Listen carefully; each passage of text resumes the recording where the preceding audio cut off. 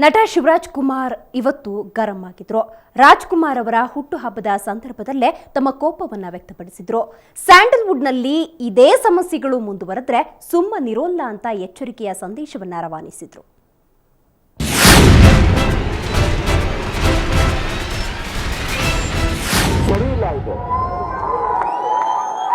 ಎಲ್ಲ ಅನ್ಕೊಂಡಿರ್ಬೋದು ಯಾಕೆ ಸುಮ್ಮನೆ ಇದಾರೆ ಅಂತ. ನಾವು ಸುಮ್ಮನೆ ಇಲ್ಲ, ಎದ್ದು ನಿಂತ್ರೆ ನಾವೇನ್ ಬೇಕಾದ್ರೆ ಮಾಡಬಹುದು. ಇದು ಬಂದ್ಬಿಟ್ಟು ಯಾವ ಭಾಷೆಗೂ ನಾವು ಅಗೇನ್ಸ್ಟ್ ಆಗಲ್ಲ. ಎಲ್ಲಾ ಭಾಷೆಗೆ ಜೊತೆಲಿದ್ದೀವಿ ನಾವು. ಎಲ್ಲಾ ಸಿನಿಮಾನು ನೋಡ್ತೀವಿ, ಎಲ್ಲಾ ಲ್ಯಾಂಗ್ವೇಜ್ ಸಿನಿಮಾ ನೋಡ್ತೀವಿ, ಎಲ್ಲಾ ಹೀರೋಗಳನ್ನ ಇಷ್ಟಪಟ್ಟಿದೀವಿ. ಮೊನ್ನೆ ತಾನೇ ಒಂದ್ ಸಿನಿಮಾ ನೋಡಿದೆ, 3 ಅಂತ ಒಂದು ಪಿಕ್ಚರ್ ನೋಡಿದೆ. ಧನುಷ್ ಫೋನ್ ಮಾಡಿ ನಾ ವಿಶ್ ಮಾಡಿದೆ.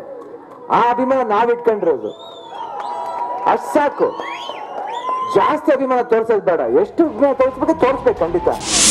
ಕನ್ನಡ ಚಿತ್ರರಂಗದ ಮೇರುತಾರೆ ರಾಜ್ಕುಮಾರ್ ಅವರ ಹುಟ್ಟುಹಬ್ಬದ ದಿನದಂದು ಅವರ ಮಗ ಶಿವರಾಜ್ ಕುಮಾರ್ ಹೇಳಿದ ಮಾತಿದು. ಇತ್ತೀಚೆಗೆ ಕನ್ನಡ ಚಿತ್ರರಂಗದಲ್ಲಿ ನಡೆಯುತ್ತಿರುವ ಬೆಳವಣಿಗೆಗಳು ಸರಿಯಿಲ್ಲ. ರಾಜ್ಕುಮಾರ್ ಅವರ ಆಶಯಗಳ ವಿರುದ್ಧವಾಗಿ ಚಟುವಟಿಕೆಗಳು ನಡೆಯುತ್ತಿವೆ. ಇದು ಸರಿಯಲ್ಲ ಎಂದಿದ್ದು ಪರೋಕ್ಷವಾಗಿ ಸ್ಯಾಂಡಲ್ವುಡ್ನಲ್ಲಿ ನಡೆಯುತ್ತಿರೋ ಬೆಳವಣಿಗೆಗಳಿಗೆ ಚಾಟಿ ಏಟು ಬೀಸಿದಂತಿತ್ತು.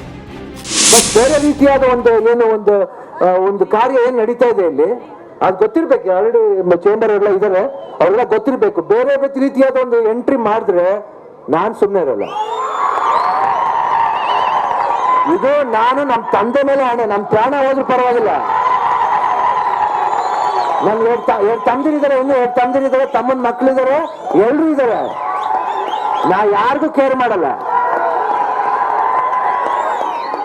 ಒಂದು ಅಪ್ಪಾಜಿ ಆಸೆ ಏನಂತ ಅದೇನೋ ಅಗೇನ್ಸ್ಟ್ ಹೋಯ್ತು ಅಂದ್ರೆ ನಾನ್ ಸುಮ್ಮನೆ ಇರಲ್ಲ.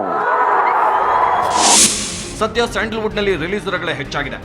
ಯಾರು ಯಾರನ್ನೋ ಟಾರ್ಗೆಟ್ ಮಾಡುವ ಕೆಲಸ ನಡೆಯುತ್ತಿದೆ. ಜೊತೆಗೆ ಪರಭಾಷಾ ಹಾವಳಿಯೂ ಹೆಚ್ಚಾಗಿದೆ. ಶಿವರಾಜ್ ಕುಮಾರ್ ಯಾರಿಗೂ ಟಾರ್ಗೆಟ್ ಮಾಡಿ ಈ ಮಾತನ್ನ ಹೇಳಿಲ್ಲವಾದ್ರೂ ಅದು ಯಾರಿಗೆ ತಟ್ಟಬೇಕೋ ಅವರಿಗೆ ತಟ್ಟಿದೆ. ರಾಜ್ಕುಮಾರ್ ಆಶಯಗಳಿಗೆ ಧಕ್ಕೆ ತರಬೇಡಿ ಅನ್ನೋ ಮೂಲಕ ಎಚ್ಚರಿಕೆಯ ಸಂದೇಶವನ್ನು ರವಾನಿಸಿದ್ದಾರೆ. ಒಟ್ಟಿನಲ್ಲಿ ಶಿವರಾಜ್ ಕುಮಾರ್ ಸ್ಯಾಂಡಲ್ವುಡ್ನ ಸಮಸ್ಯೆಗಳ ಬಗ್ಗೆ ಮಾತನಾಡಿದ್ದಾರೆ. ಅವರು ಯಾರನ್ನು ಟಾರ್ಗೆಟ್ ಮಾಡಿದ್ರೋ ಗೊತ್ತಿಲ್ಲ. ಅವರ ಹೇಳಿಕೆ ಈಗ ಭಾರೀ ಚರ್ಚೆಗೆ ಗ್ರಾಸವಾಗಿದೆ.